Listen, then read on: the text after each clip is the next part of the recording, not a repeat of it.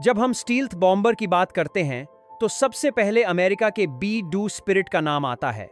लेकिन क्या आपको पता है कि रूस भी चुपके से एक ऐसा बॉम्बर बना रहा है जो न सिर्फ बी-2 से भी ज्यादा एडवांस है, बल्कि उसका पता लगाना भी नामुमकिन है? तो आखिर क्या है इस बॉम्बर का मकसद? इसकी क्या क्या खासियतें हैं? इसका नाम है पाक-डा, और यह कोई अफवाह नहीं बल्कि रूस की वायुसेना का भविष्य है। रूस का एक ऐसा बॉम्बर जिसे दुनिया के सबसे शक्तिशाली रडार भी ढूंढ नहीं पाएंगे। जिस सीक्रेट बॉम्बर की हम बात कर रहे हैं उसका असली नाम है PAK-DA, जिसका मतलब है perspective aviation complex for long range aviation. यह नाम ही बताता है कि यह सिर्फ एक विमान नहीं बल्कि एक पूरी हवाई प्रणाली है। PAK-DA का मुख्य लक्ष्य है स्टील्थ टेक्नोलॉजी का इस्तेमाल करके ऐसी क्षमता हासिल करना जो आज तक रूस के पास नहीं थी। PAK-DA का सबसे बड़ा राज उसके डिजाइन में छिपा है। रूस इस बॉम्बर को इसलिए बना रहा है ताकि वह अपने पुराने बॉम्बर विमानों जैसे Tu-95 और Tu-160 को बदल सके। ये पुराने विमान भले ही बहुत ताकतवर हों, लेकिन आधुनिक हवाई सुरक्षा प्रणालियों एयर डिफेंस सिस्टम्स के सामने टिक नहीं पाते। एक्सपर्ट्स का मानना है कि इसका डिजाइन अमेरिका के बी-2 स्पिरिट या नए B-1T-1 रेडर जैसा होगा। इसे फ्लाइंग विंग डिजाइन कहा जाता है। इस खास शेप से रडार की किरणें टकराकर वापस नहीं जाती बल्कि दूर छिटक जाती हैं, जिससे विमान रडार पर एक छोटे पक्षी जैसा दिखाई देता है या बिल्कुल भी नहीं दिखता। सारे बम और मिसाइलें विमान के अंदर रखी जाएंगी, जिससे विमान का बाहरी आकार चिकना स्मूथ बना रहेगा। इसके अलावा पाक-डा में ये खासियतें होंगी। इसकी पूरी सतह पर एक खास तरह का पेंट और कंपोजिट मटेरियल लगा होगा जो रडार सिग्नल को सोख लेता है।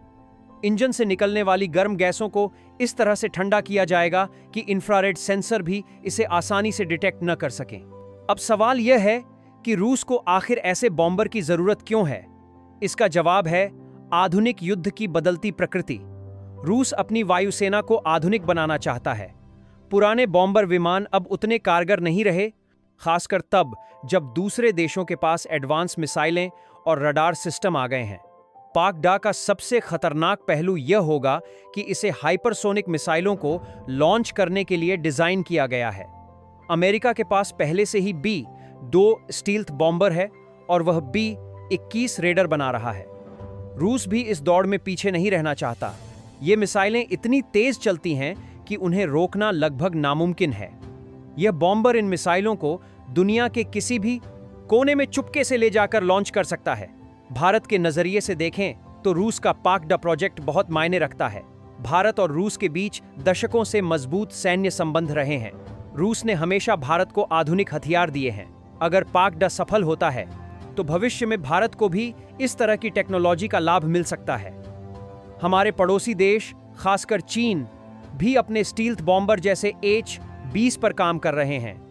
ऐसे में रूस का यह प्रोजेक्ट भारत के लिए एक महत्वपूर्ण सबक है। यह हमें बताता है कि भविष्य की लड़ाइयां कैसी होंगी और हमें अपनी रक्षा क्षमताओं को लगातार अपडेट करना होगा। पाक-डा हमें प्रेरित करता है कि हमें भी अपने स्वदेशी रक्षा प्रोजेक्ट्स जैसे AMCA advanced medium combat aircraft पर पूरी ताकत लगानी चाहिए।